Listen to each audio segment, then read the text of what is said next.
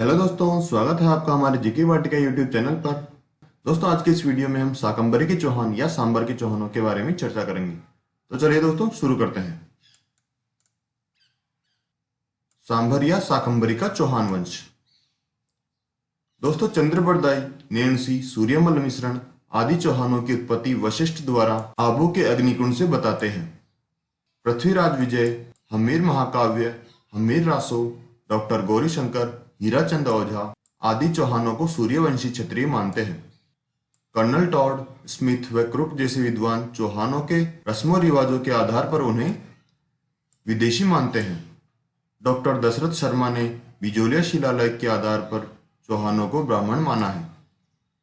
कायम खां रासो तथा चंद्रावती के लेख में भी चौहानों को ब्राह्मण वंशीय माना गया है। दोस्तों, इस प्रकार चौहानों के वंश के संबंध में अब तक कोई सर्वसम्मत मत स्थिर नहीं हो सका है।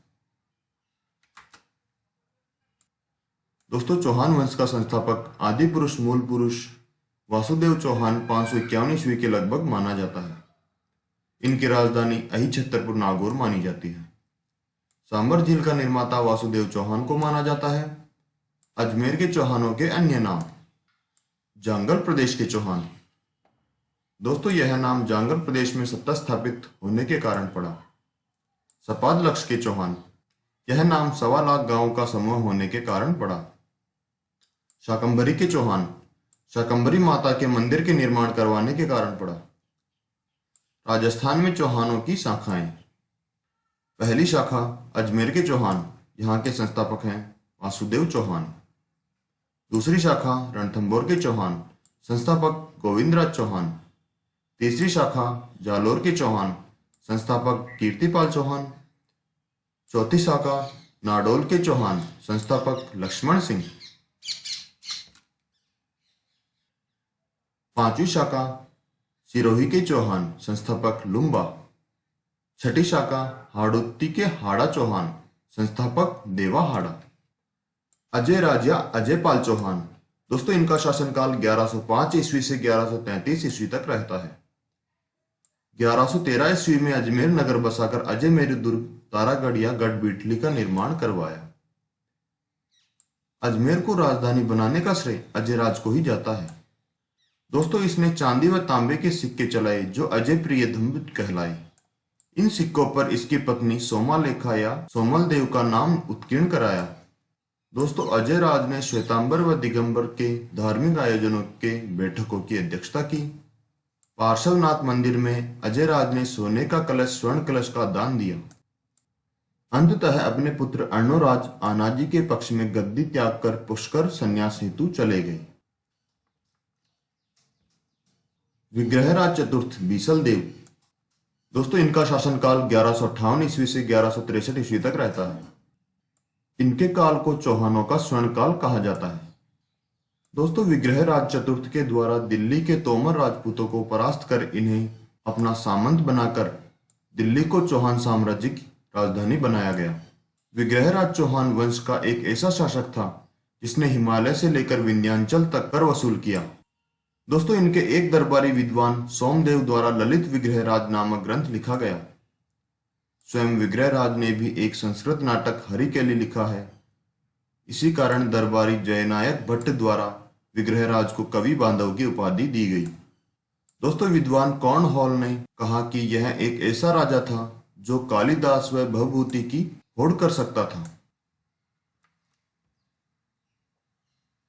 दोस्तों, विग्रहराज ने अजमेर में एक संस्कृत पाठशाला सरस्वती कंठाभरण का निर्माण करवाया, जिसे कुतुबुद्दीन ऐबक ने तुड़वाकर 2.5 दिन का झोपड़ा नामक मस्जिद बनवाई। यह राजस्थान की प्रथम मस्जिद के नाम से भी जानी जाती है। विग्रहराज के दूसरे दरबारी कवि नरपत नाहला ने बीसल देव रासो नामक ग्रंथ लिखा। दोस्तों, यह ग्रंथ विग्रहराज व उसकी रानी राजमती के संदर्भ में लिखा गया है। विग्रहराज ने बीसलपुर नगर बसाकर बीसलसर तालाब का निर्माण करवाया। दोस्तों, इस कारण यह बीसल देव के नाम से प्रसिद्ध है। अगला शासक पृथ्वीराज चौहान तृतीय, 1177 ईस्वी से 1192 ईस्वी। दोस्तों, शाकंभरी के चौहान शासकों में सबसे प्रसिद्ध पृथ्वीराज चौहान तृतीय 11 वर्ष की उम्र में शासक बना। 1182 ईस्वी में इसने सतलज प्रदेश के भंडारकों को परास्त किया। पृथ्वीराज चौहान का जन्म 1166 ईस्वी में अहिनपाटन गुजरात में हुआ। दोस्तों, इनकी पत्नी संयोगिता व 4 अन्य पत्नियां भी थी। इनका पुत्र गोविंदराज चौहान रणथंभौर के चौहान वंश का संस्थापक माना जाता है। दोस्तों, इनकी माता का नाम कर्पूरी देवी व पिता का नाम सोमेश्वर चौहान था। पृथ्वीराज चौहान की माता कर्पूरी देवी दिल्ली के शासक अनंगपाल चौहान की पुत्री थी। इन्हें राज्य की संरक्षिका भी कहा जाता था। पृथ्वीराज चौहान की उपाधियां: दलपुंगल, इसका अर्थ है विश्व विजेता। राय पिथौरा, दिल्ली में पिथौरागढ़ के निर्माण के कारण। जानकारी के स्रोत: पृथ्वीराज रासो, चंद्रबरदई द्वारा लिखित। पृथ्वीराज विजय, जय नायक भट्ट द्वारा लिखित। तबकात ए नासिरी, इसकी रचना मिनहाज उल सिराज द्वारा की गई। ताज उल मासिर, इसकी रचना हसन निजामी द्वारा की गई। पृथ्वीराज की आंतरिक विजय।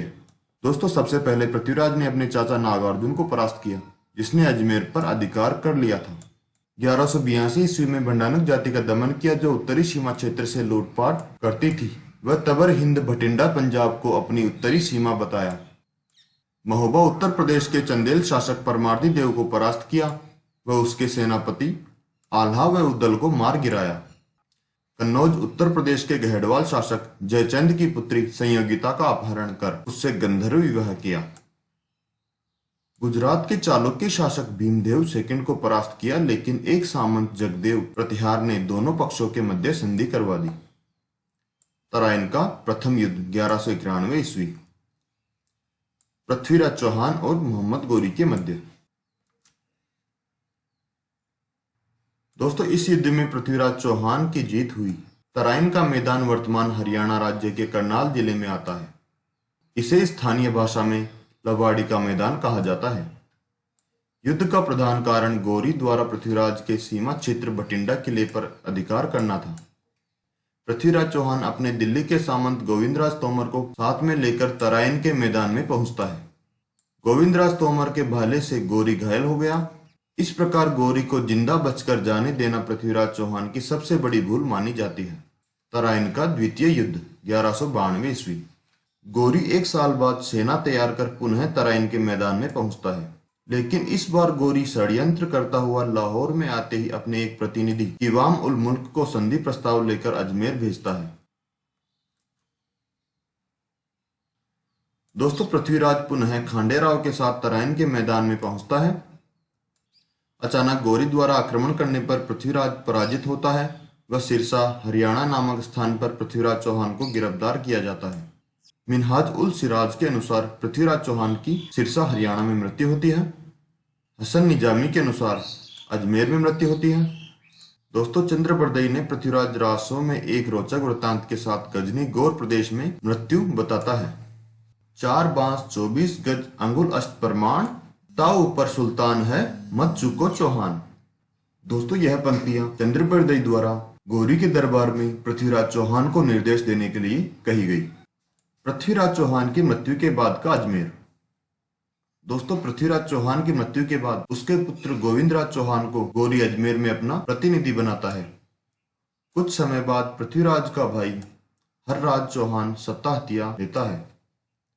इस बात से दुखी होकर गोविंदराज चौहान रणथंभौर जाकर 1194 ईस्वी में नए राजवंश की स्थापना करता है।